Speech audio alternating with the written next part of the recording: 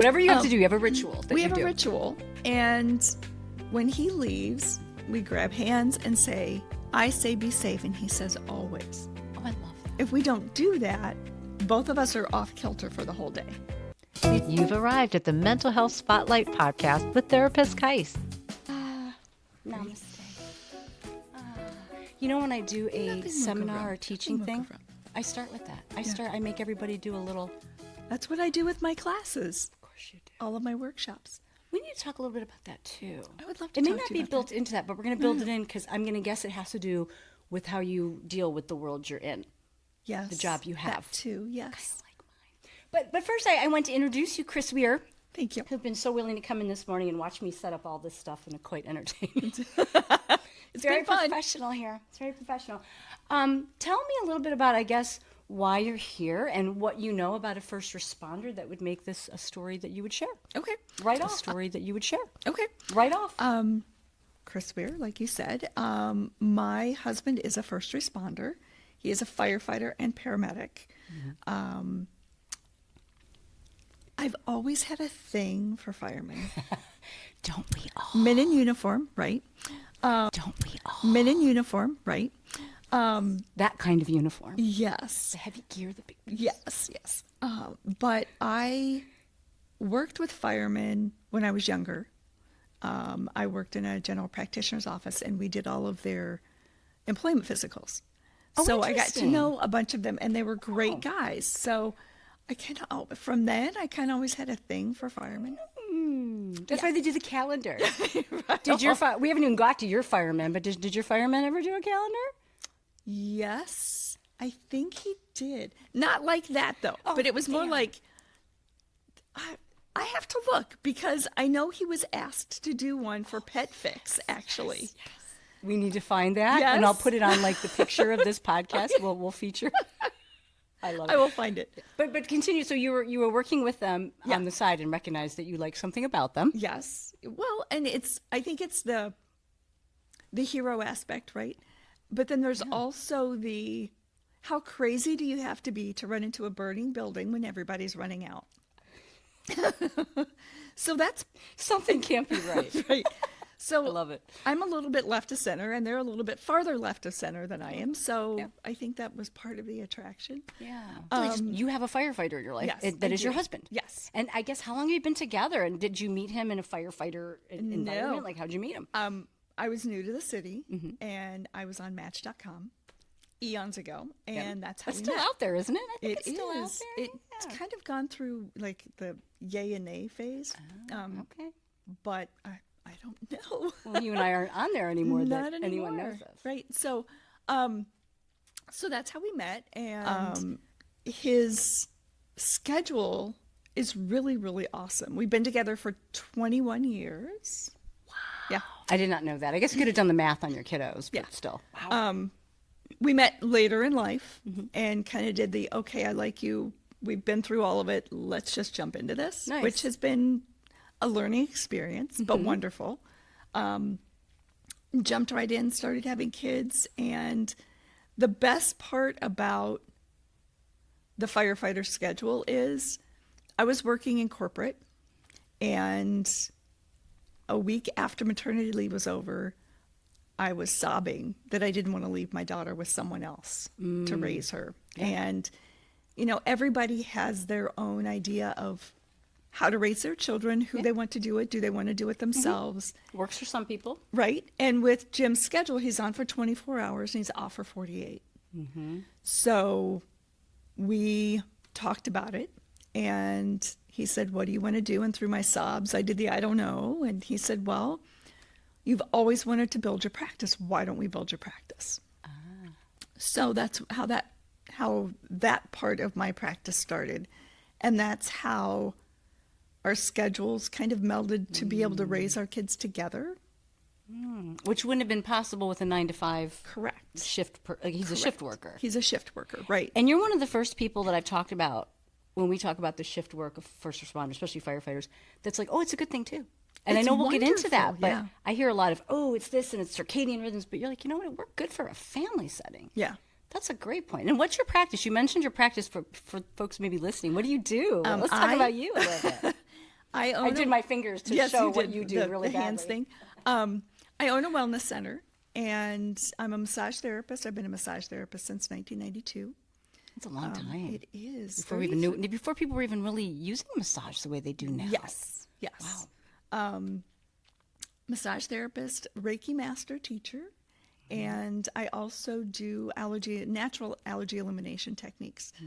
And Even on horses. Even on horses and animals. And animals in general. Animals in general. Yeah, it's been pretty awesome. So this whole time since you had that moment where you said, I can't, you've been doing this. Yes. And it sounds like a life dream of yours too. It has been. So your firefighter Yes. has allowed you in his schedule to do this. Yes. It has been a freedom. Yes. I love that.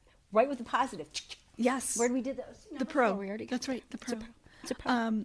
And the cool thing about our schedule also, and I think a lot of fire families will agree to this, is you're co-parenting in the same house. Mm-hmm. You know, I go to work, Jim stayed home with the kids, and I worked when he was off. So he works 3 days a week, 24 hours, comes home, and then I would work while he was home. So it was almost like we were ships passing in the Pass night. the baton. Yeah, right. Because everything you did, so sometimes parents have jobs. Right. You do this job because you're home at this time, but you both had to do all the jobs. Yes. The baths, the showers, the Yes. schoolwork, the dinners. Yes. Interesting. And it's The like, housework, the everything. so while you're taking care of the kiddos, which you did well, because I know you have fabulous children, Oh, thank you. where do you find time in that schedule for a couple, for you two? Does that work in there also? We didn't really do like date night, but when we got the kids to bed, we would make a batch of popcorn, hunker down on the couch and watch a movie or a show or something. Yeah. Get caught up with each other from the day.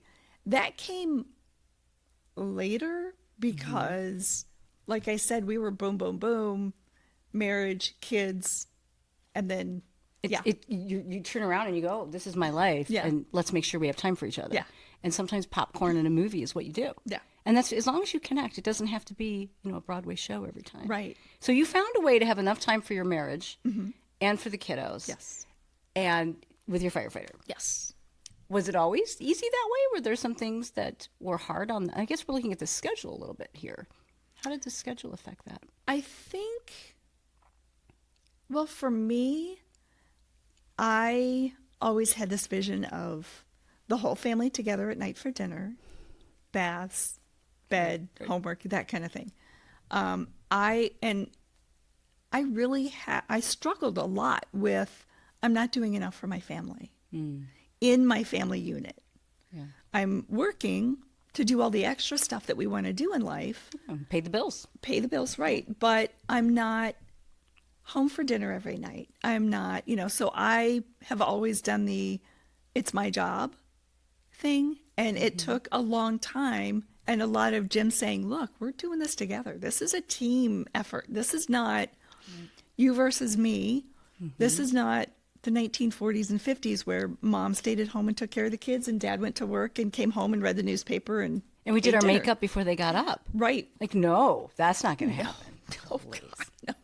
Absolutely not. This takes a lot of work. It ain't happening when I crawl out of bed. happening so you can see me before you go to work. Right. Half the time it's not even happening. Right. So yeah, that dynamic is not very literal anymore for anybody. No, not for certainly not anybody. for you guys. Yeah. Yeah, so that was hard.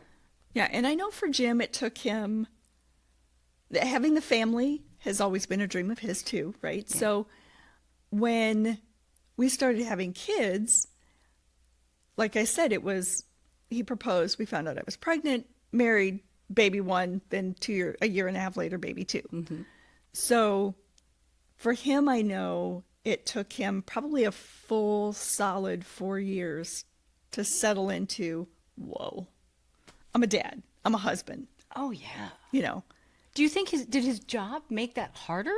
Just because of either the shift part of it or the nature of it? Because there's so much stress built into what he does anyways. I think it possibly did. Yeah. That wasn't really something that we've ever really talked about. I just know that it's something that, when people say, how was your marriage when you first got married? And he's like, well, I was kind of in this full 150 miles an hour for 4.5 years before I settled down and said, wow, this is kind of cool. Yeah, You that's know. newborn stage too, I think, for a lot of Yeah. people. It really is. And then again, because you two were doing it in such a way that it was so hands-on. Yeah. Nobody was disappearing ever. Right. You were going to work and then Right. coming back and doing your full-time parent job. Right, right. So there is a challenge when you don't use a daycare setting or you have a family member for the kids. There's that challenge of you have to do it all. Yeah. Yeah. So you had this blur that occurred.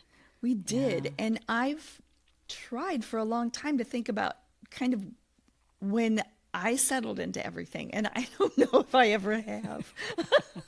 As your kids are going off to college. Yes, so you're like, I know. 20 years later. Right, How did this happen? Well, there's no handbook. I always say that. We were never trained on how to parent. We were just No. there to wing it. Yeah. Don't do what you didn't like when you were young and Yeah. figure the rest out as you go. And I've asked a lot of people questions about how do they parent and how do they do this and how do they do that. And I remember I was asking a girlfriend one time, I was actually working at her house during kind of a girls' night. I was doing chair massage for her. And we were talking about stuff. And I always asked because I felt like I was living outside of my body raising my children. And so I asked a ton of questions. How does this work for you? How do you do this? How do you do that? And she asked me somehow, we were the same age and she didn't realize that. And she goes, oh my gosh, you're my age? I thought you were so much younger.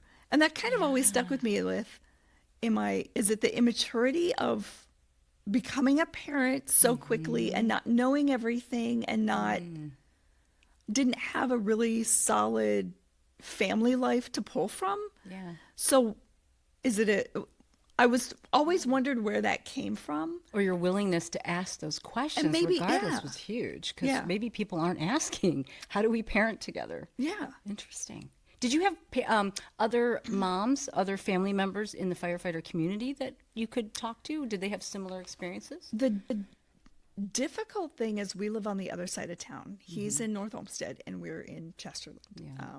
And so we do have families that we're close with, Yeah. but there's that 77 line of Yeah. demarcation of It's like living in California or New York. Right. And if you're going to go across, you have to get a Yes. plane ticket Yes. and plan it. yeah. So it was really difficult to make those connections with other wives. Is that common, Kris, that a firefighter may not work in their own community? It is now. It is now. Yeah. Okay. Yeah. It used to be that they had to live in their community. I thought it's good for police officers. It was that way too Yes. for a while. Yes. So now you can live 35, Anywhere. 40 miles away. Yeah.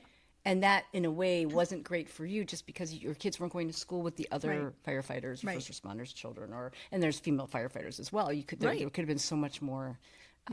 You could have related probably a little differently. Yeah. And interestingly, I think my experience was much different than other family members from that community because they are closer Yeah.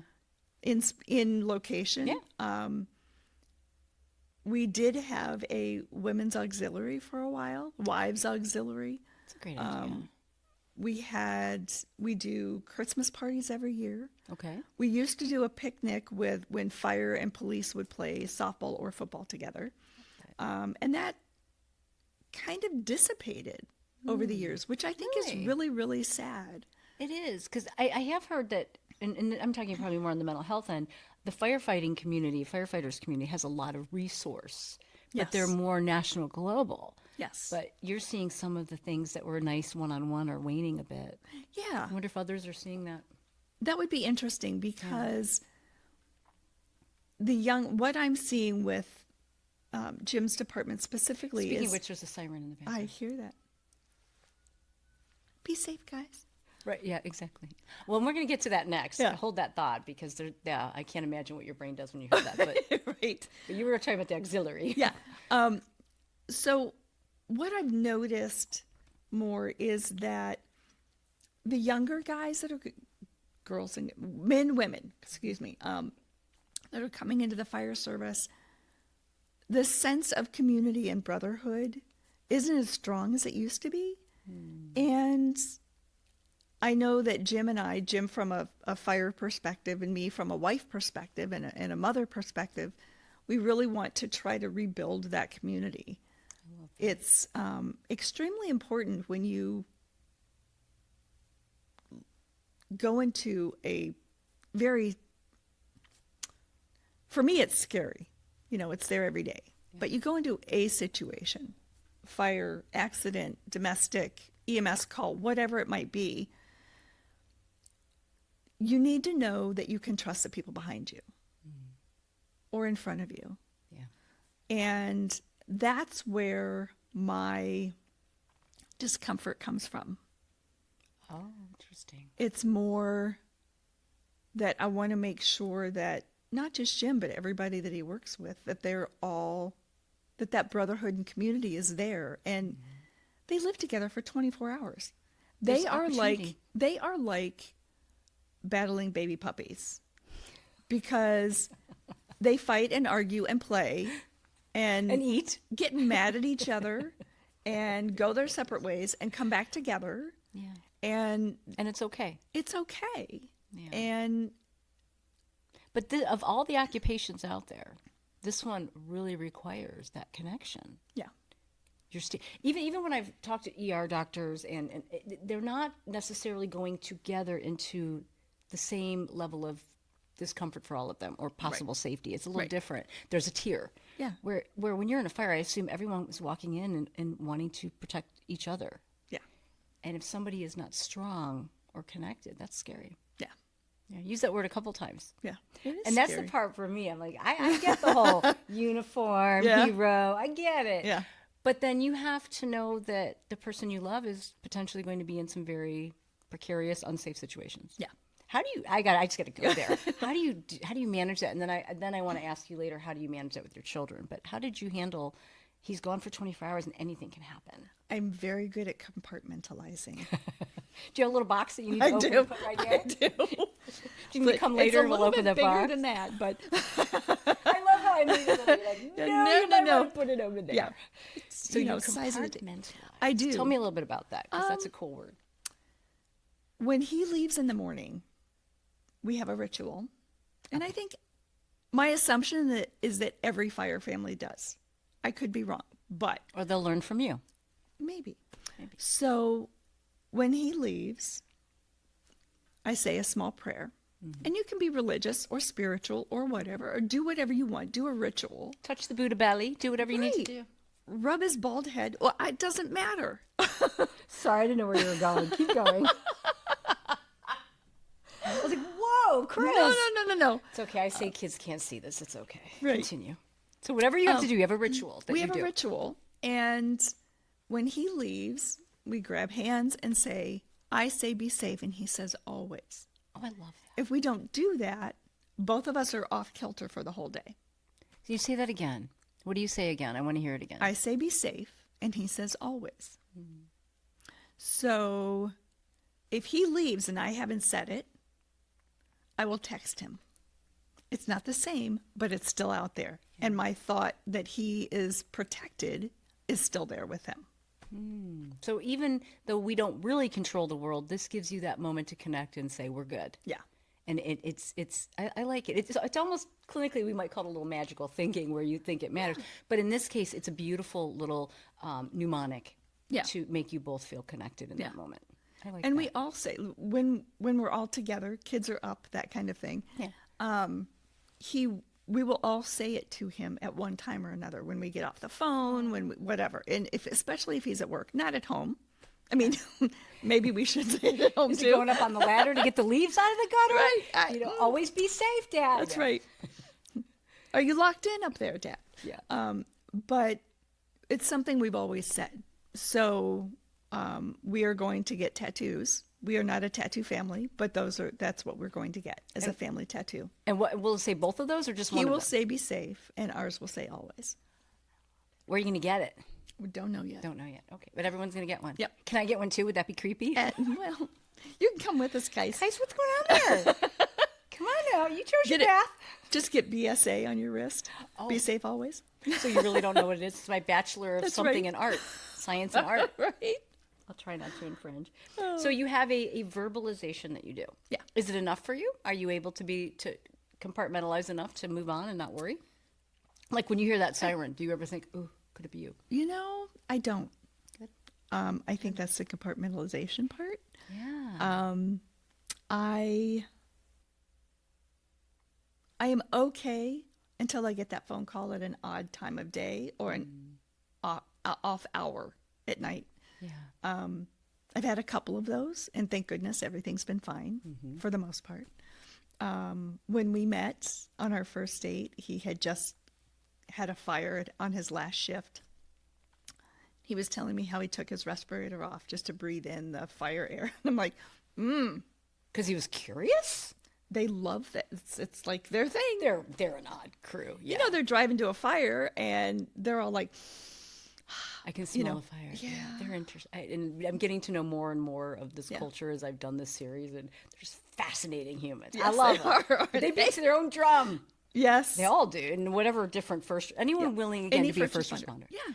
Yes. You're going there, like you said, we're all standing back in fight or flight shock, and Right. you're going right to it Yeah. and keeping your head together.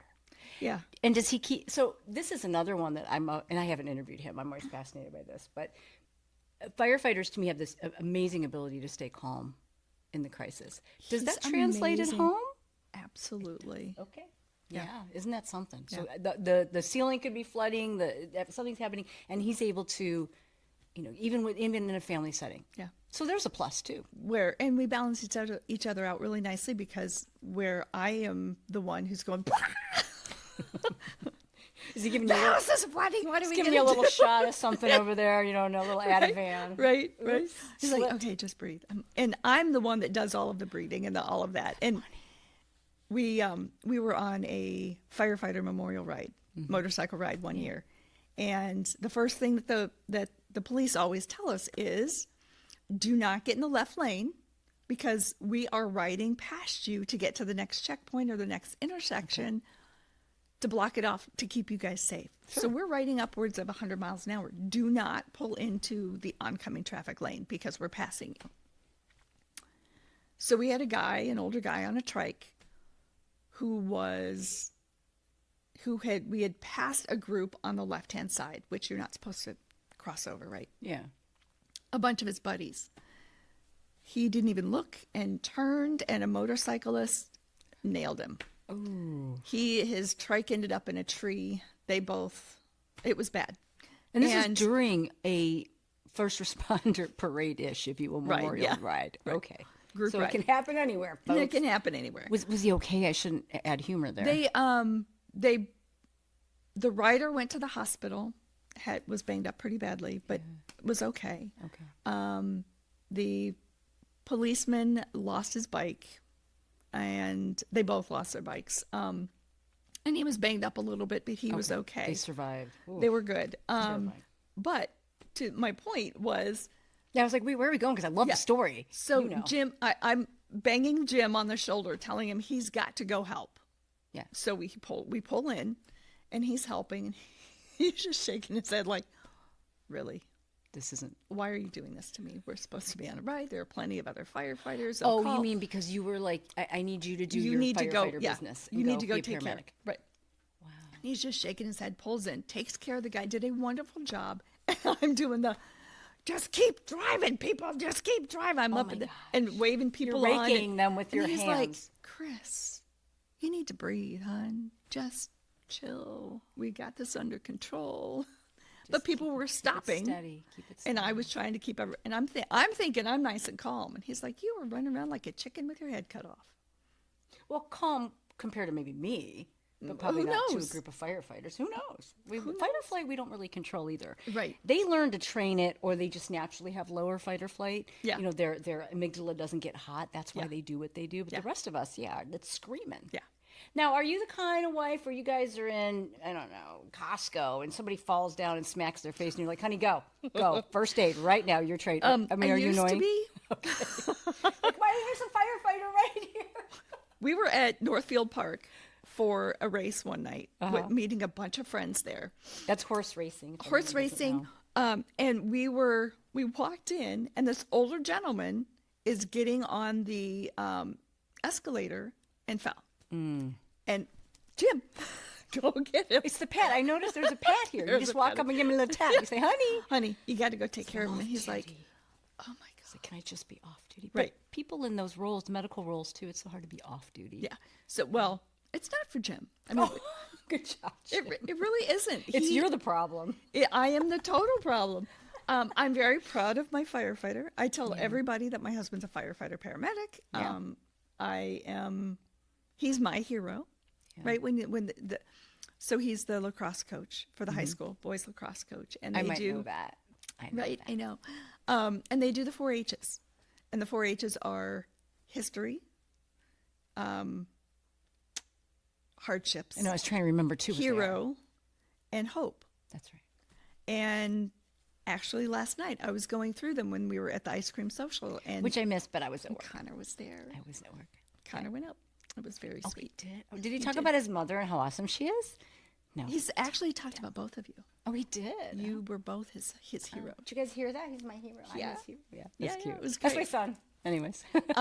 But Jim knew to bring up these 4-H's. He knew this Well, it was something important. that the previous coach had done, and he was okay. the assistant coach when he was there, and it was really neat to see all of the boys name their heroes. And some of them are goofy, and some of them are just goofing around, but some of them take it really seriously, and it's neat to see that. So I went home and I was thinking about my 4-H's. What are my 4-H's? And my hero is like,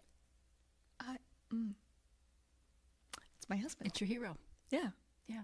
In so many ways. And many husbands are heroes and loved ones just in general, but yours also has hero ability. He needs a cape, no capes. It's not bad to have him with you. Right. Now, does it ever make you crazy? Does he ever, because you live in the home with them and you have children, are there ever things that firefighters know or information that's too much where you have to live by a certain standard? Do you ever find that what he knows gets tough for you guys? Just the safety be stuff. careful of that. Be careful of that. A lot of the safety stuff. We've had a couple of vehicular instances, and he, I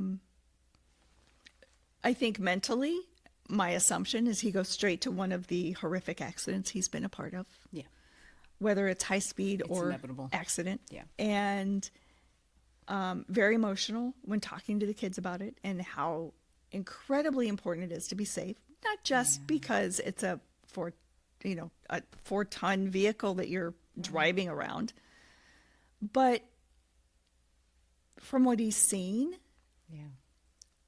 he sees his kid in that position. And again, this is my assumption on and take on his reaction. Which is what I've heard in these moments. That's they can't not unsee it. Yeah. Yeah. And they've had some pretty rough stuff lately, and it's not something that he brings home.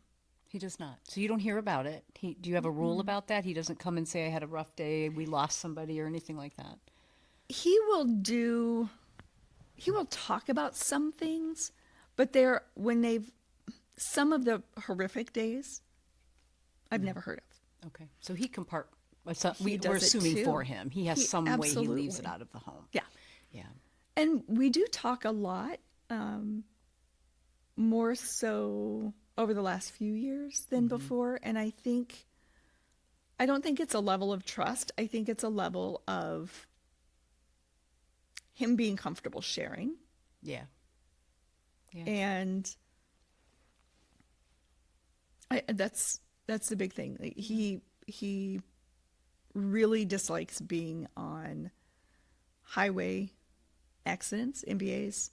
Oh, I can't imagine. It's extremely dangerous for them. Yeah. And we've had different things through our 2 decades together. The 24 hours that he's gone, it's not that long. And I try to keep it relative. He's gone for 24 hours. And I can handle this for 24 hours. This is easy for 24 hours. I have a cousin whose husband was gone from Sunday until Thursday every week. And so she raised the children and took them to taekwondo and gymnastics and ran errands. And Busy mama. she Good was. for her. And I would complain about Jim being gone for 24 hours, and I had to stop myself and say, okay, no, really? Like, there's a fork in the dish, in the sink. Someone get that fork. Right. Like, wow. And I think part of my compartmentalization and part of my he's gone for 24 hours, this is all on me. I'm guessing that part of that weight is because what if he doesn't come home? Yeah. Then it's all on me. It reminds you every time that I'm alone, and this is what it feels like to do all of these things. Yeah. And for 20 years, we've been good. Yeah. So I don't know if my experience is that much different than other firewives. Yeah. Because so many of us have kids. Mm-hmm. I know a lot of the firemen have other jobs. A buddy of ours has been a dispatcher for 30 years. Chose not to be out in the field anymore, meaning? No, he was a fireman, and then his second job was to be a dispatcher. Oh, which makes perfect sense Right. for a firefighter. So, and most of them have another job, not necessarily from the financial perspective, but I think from a busy perspective. Yeah, I've heard that it's hard to do that job and then come home and sit still. Yeah, I've heard the brain is for some. yeah. It's still in a little bit of an aroused state. Yeah. It can be. We tease Jim that he has fireman ADD because he comes home and it's interesting because the older that we have both gotten, it takes us longer to recover from anything. Working out, staying up late, As drinking. it should. You just learn to. I'm on a bender. Right. But it should take longer. It's just we didn't take care of ourselves when we were younger. Right. We didn't soothe enough. Right. There Which you is part of my job is to teach people how to do that. And your husband, does he listen when you see that he needs to does. bring that ADD down? He does. He does.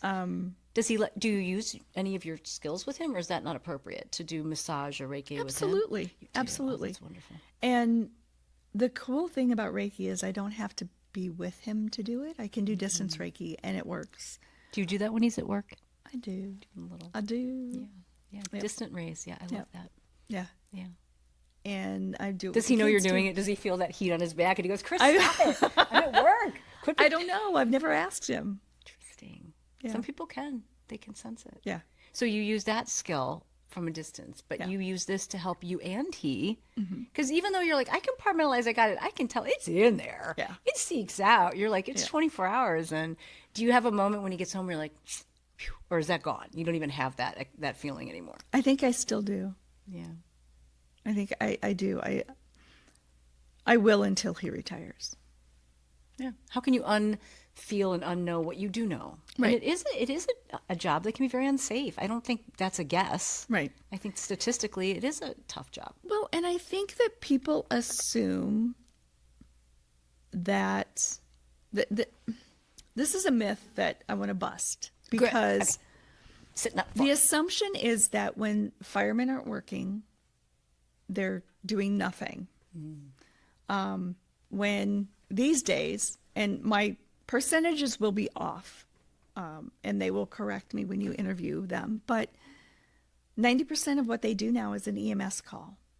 I have heard that. And a lot of them aren't real calls either. And It's a lot of them aren't real gophering. calls, yes. And a lot of them, the ones that scare me the most are the domestic violence calls that I don't hear about. You just know they're there. I know they're there because. Do you read the police blotter? Sorry, I didn't mean to interrupt you. Okay, you don't. You just know. There is an app you can get on your phone, and I did download it, and I think I had it on my phone for 2 days, Like, where it shows you what calls the different communities are going in, and you can. So it's like having a Fitbit. Don't do that.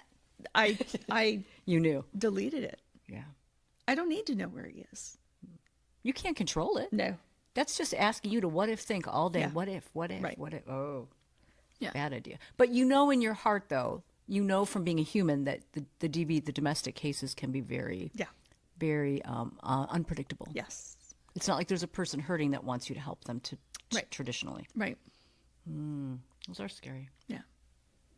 So, and we have multiple police in our family.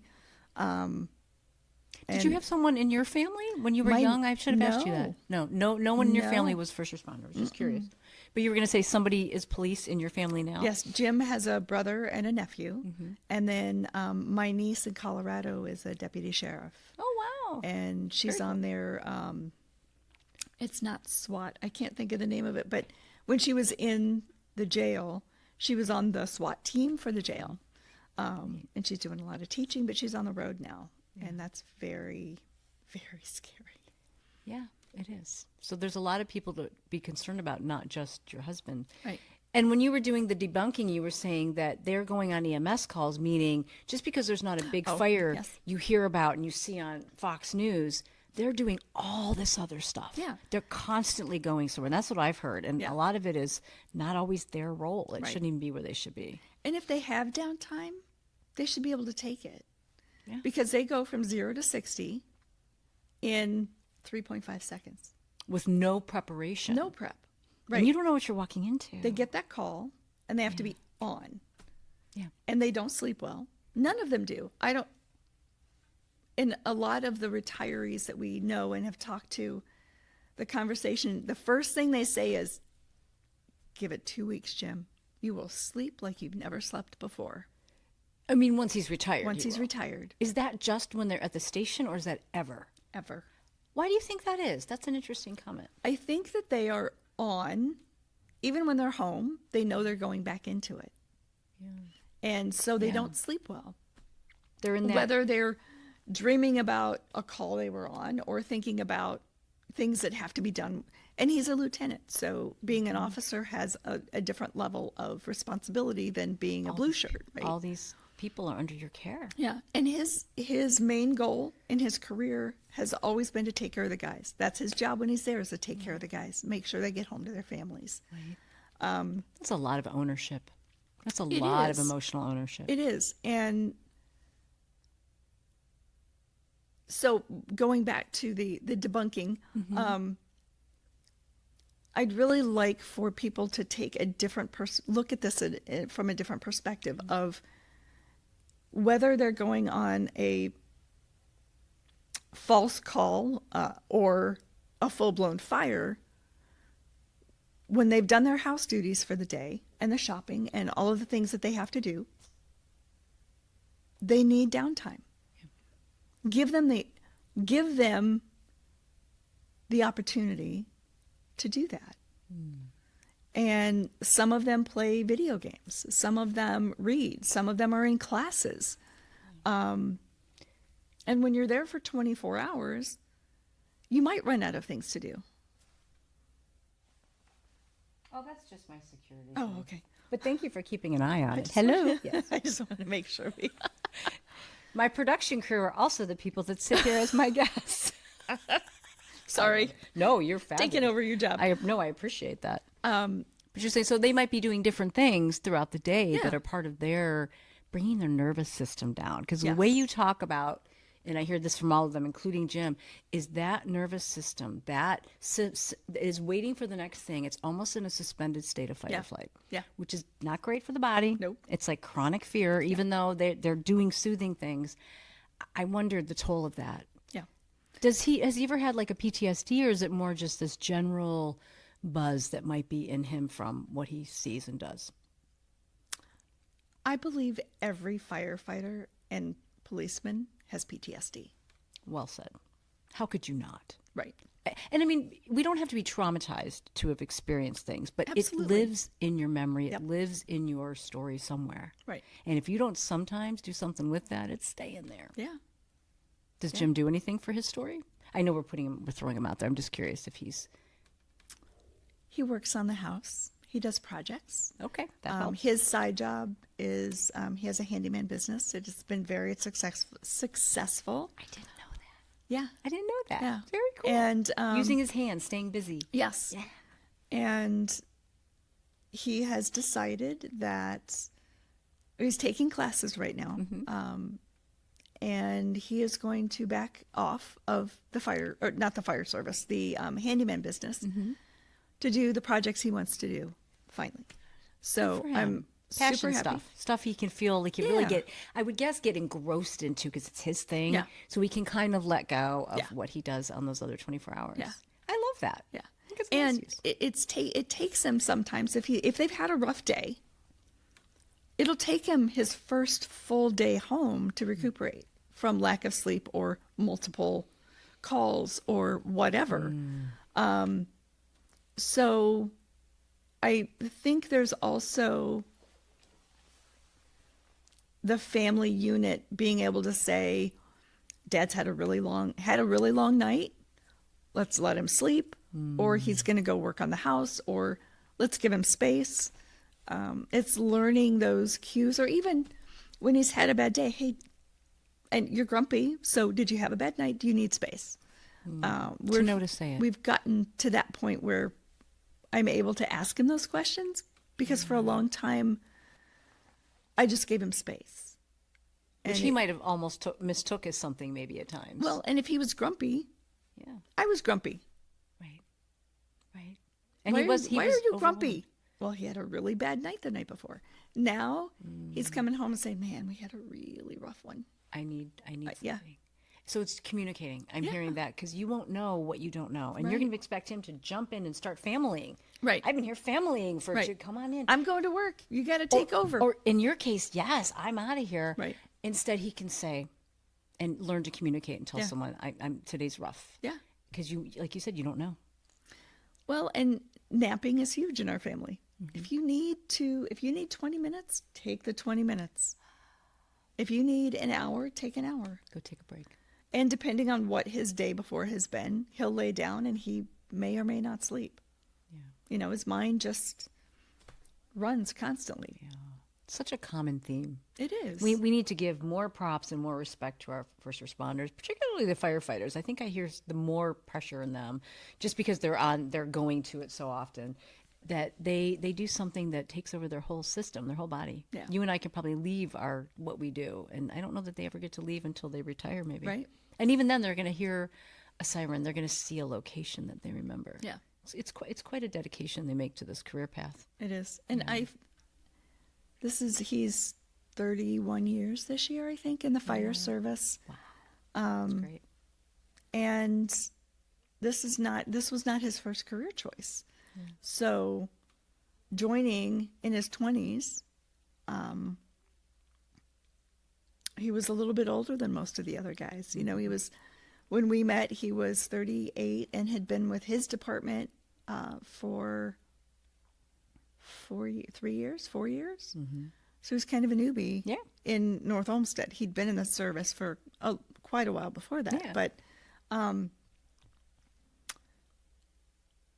now the younger guys are, you know, they get to retire in 25 years. And some of the still out guys there. are in their early 20s, you know, getting married and still living at home.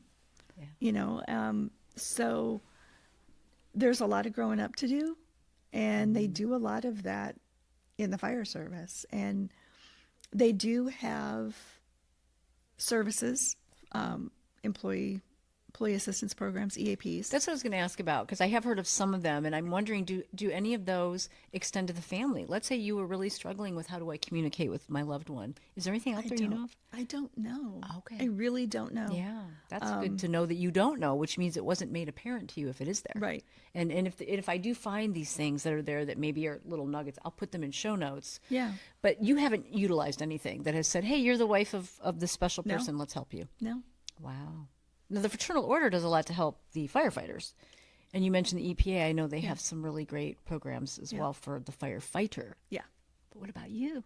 What about your kids? What if your children were struggling with, my dad's gone, my dad's in a job that my dad was on this horrible call, and I saw him on the news, you know, where he talked, or... I don't know that they've ever really looked at his job that way. Oh, kind of stay... No, I think we tried to present it as Dad's going to work, Which he and is. not this is a life and death kind of job that he don't has. do that. Don't do that. You just... To put fear in our kids. Dad's going to fight fires today. He may not come back. That would be bad parenting 101. Right? So to them, it's normal. They always grew up with a dad that goes to work Yeah. and does that. To them, it's like any job. And I think we've all in the fire service. My assumption is that we've all kind of raised our kids that way. That Dad's just going to work. Good. And Yeah. so Jim is the type of person that people thank him for his service, and he's like, "It's my job." Yeah. I'm like, "But you need to understand that to us, It's more than that. it's more than that." Because you just came into our crisis world. Right. It's not your crisis today, but this was my big moment. I'm going to remember it forever. Right. And Grace. we had an EMS moment after my daughter was born, and they came in, and our local fire department EMS guys came in and took really, really good care of me. And when they found out he was on the job, they really, really took care of me. Well, you deserve those. Put that sticker in your window. It is, baby. It is. I'd have that. And I'd have all a the big talk about cars. tattoo. Right? Take care of me. Right. Tattoo. So I think we've done a pretty good job of keeping what's normal, but a normal lifestyle. Yeah, they don't know any different. No. And we've been very fortunate, like I said, that we've done a really nice job of team parenting. Yeah. Because I could see this being problematic if you were not good co-parents. I think it could be. And there are families where the wives didn't work and the husbands had 2 jobs. And we could have done that. Yeah. I actually quit my corporate job because I was traveling, and I would have been traveling more. And we joke, you have I was moving up the ladder, doing really, really well, making a name for myself and the company. And if I had stayed there, I'd be making bank, but I would never would have seen my kids, and he would have been parenting alone.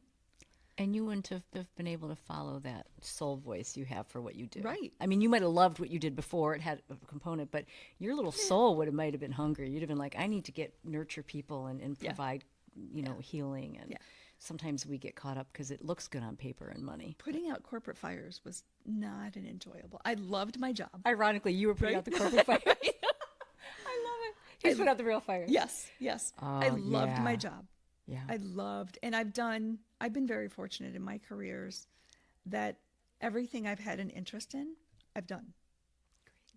Not many people can say that. No. So you pursued and decided, yes, no, now, later, you could Yeah. do 50 more things, you're not done. You could pick a whole other path if you Right. wanted. And our push for our kids has always been, and I love this story about Aiden, but my push for the kids has always been, find your passion and follow it. And we told the kids when they were little, you're going to, when you're 16, get a job. It doesn't have to be all day, every day. But just to learn to be responsible. If you want a couple of extra things, get a job. Work 1 day a week. Yeah. When you're in school, your job is school, period. If you want some spending money and you want to work on the weekends, that's fine, but you're not working during the week. So it was time for Aiden wanted to start looking for a job, and he wouldn't take any job. Why not, bud? Because it's not what I want. Oh, he took you literally. First you got filled burgers, dude. Right. and then you do your passion on the side. Right. He took you so He took me, literally. and he told me, he said, Mom, you told me to find my passion and follow it. I can't find it yet. Oh, gosh. Or I you may said, not know it yet. No. He said, That's funny. and so we told him, and sorry, Aiden, we kind of giggled and said, you have to work a lot of crap jobs before you can get that one job. And you might find one of those speaks to you. Yeah. Like the one you probably never knew the things that would speak to you.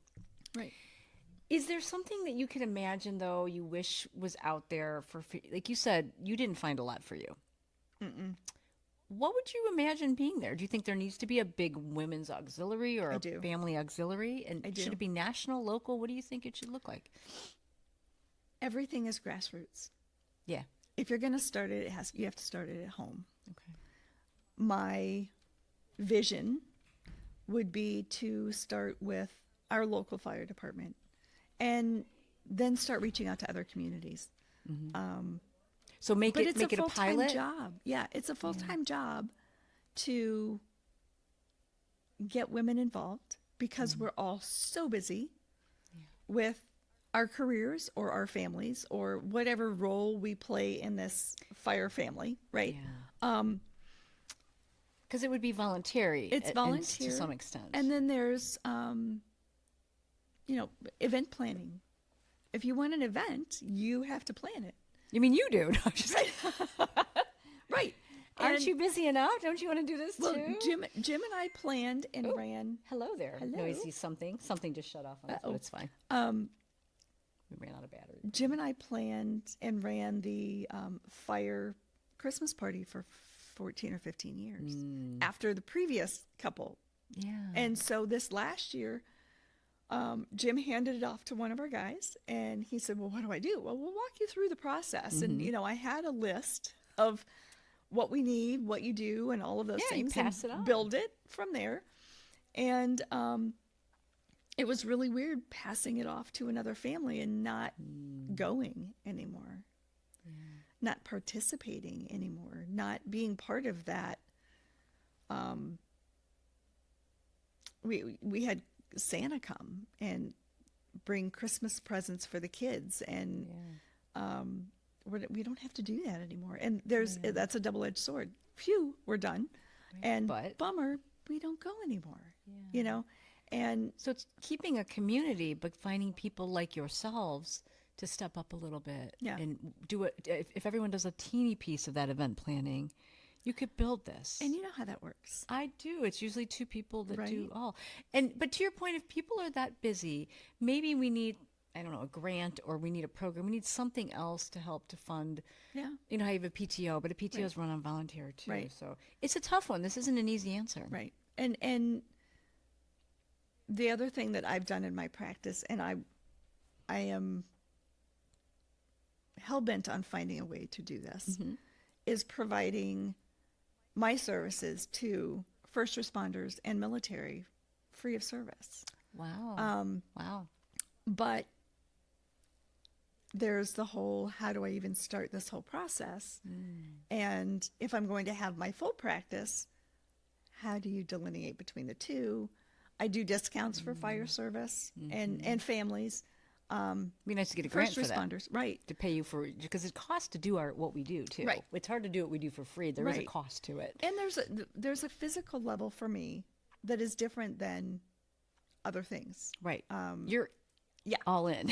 Right. And so eventually that is something that like I have a goal for, because Connect you with Corinne. it's really okay. Yeah. It's really important to take care of all of our first responders. And I also include military in that, because they are Thank you for adding that. Absolutely, they are. Frontline. They absolutely are.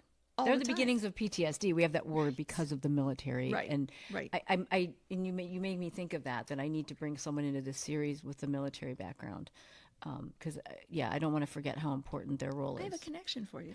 Done. It would be I have one for you. You have one for me. awesome. It would be a virtual, but he retired as a lieutenant colonel. Oh, that'd be Sorry, wonderful. Darren. I hope that was right. You're next.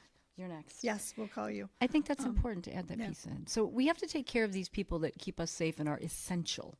If we Yes. don't have fire, police, military, ER doctors, ER nurses, we are not okay. Right. So let's recognize what they need and help build Yeah. these services. Maybe it's giving. Maybe the community needs to give more. Well, so if you have a party and you have leftovers, take them to your local fire and police departments. Yeah.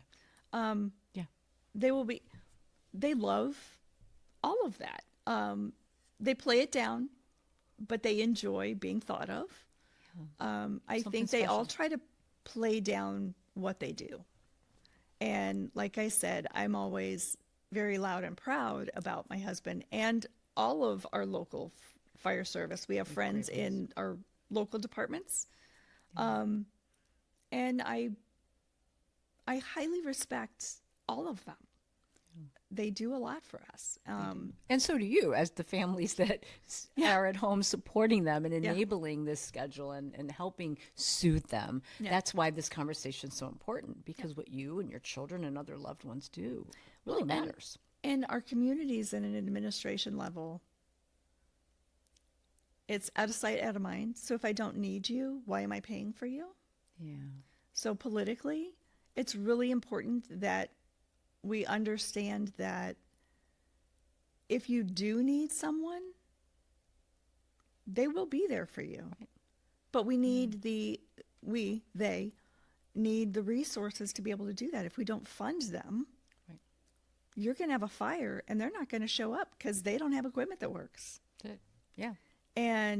Or they're not going to show up because they're somewhere else and they don't have anybody to cover. Not enough people. So, not to get on a political soapbox at all, but we need our administrations to understand how important they are too. Yeah. And you 'Cause that's you where it have to starts. pull your personal feelings of fire and police out of your decision making, and I think that's really difficult for them. Because it does start there, because a lot of times the allocation of funding starts at a level that is not in the fire. It's not in the fire station. Right. It's happening above. Our, Right. our money's pooled Right. together. Go to that to Right. whatever degree. Yeah. And there probably is some private giving, but probably not a ton. Firefighters are lawyers and high end financials, so Right. there may not be a ton of those Right. sort of funds. So support them if you can in the day to day, Yes. with being kind, of course, if they Yes. come to your home, but perhaps food, acknowledgement, and then maybe being someone who votes or supports the administration and providing for them, Yeah. which I think is super important. Yeah. One piece of advice that you might have for another fire mom, fire wife out there that's trying to forge their path? Be grateful for the schedule. Find a way for it to work for you, and reach out to other wives. Yeah. And it doesn't have to be someone in your department. If you find that you have an acquaintance that knows a fire wife, get in contact with them. I think it's really important that we support each other. There is a book out there that has been written for firefighter wives, mostly high stress, New York City, that type of thing. But anywhere can feel that stress. And I was asked to help edit it down for local departments, which I haven't done. Will you get me the info on it when I you know? will. I would love to I put will. that in my show notes. But I think it's really important for us to support each other. And even the families that think they're doing great and doing okay and everything's fine and rosy and all of those things, I think we still need to come together and work together to support each other and support each other's families. Because you never know when someone's going to experience a call or something that's going Right. to change that Right. equilibrium that they might think they Right. have, which could happen. Do you have a word for your journey as a first responder family? Is A there word? a word or two that describes what this has been like for you? You can use two. It's been an absolute adventure. I've been so incredibly fortunate with meeting Jim and having the life that we have built together. We have an amazing life, and our children are the center of our world, and we absolutely adore both of them. And they know it. I hope so. No, I happen to know they do. Yes, they do. They do. So Good. I love that. Absolute adventure. it has been. It's been wonderful. And adventure sometimes is scary. Yes. Roller coasters are scary, but Yeah. you stick with it at the end. You're like, yay, I did Yeah. it. I Yeah. think that's it's a great word. I think this is an important conversation. And you and I were chatting, and I was chatting about this series, and you're like, what about the moms? And I'm like, what about the moms and the wives? And so Yes. here we are, opening up a very important conversation. Thank you for having me. I loved really having it. appreciate it. I'm glad we were able to actually stay on topic and chat, and we did a great job. Good job, us. Thank you. Thank you for being here. Thanks, Ken. You've arrived at the Mental Health Spotlight podcast with therapist Caise.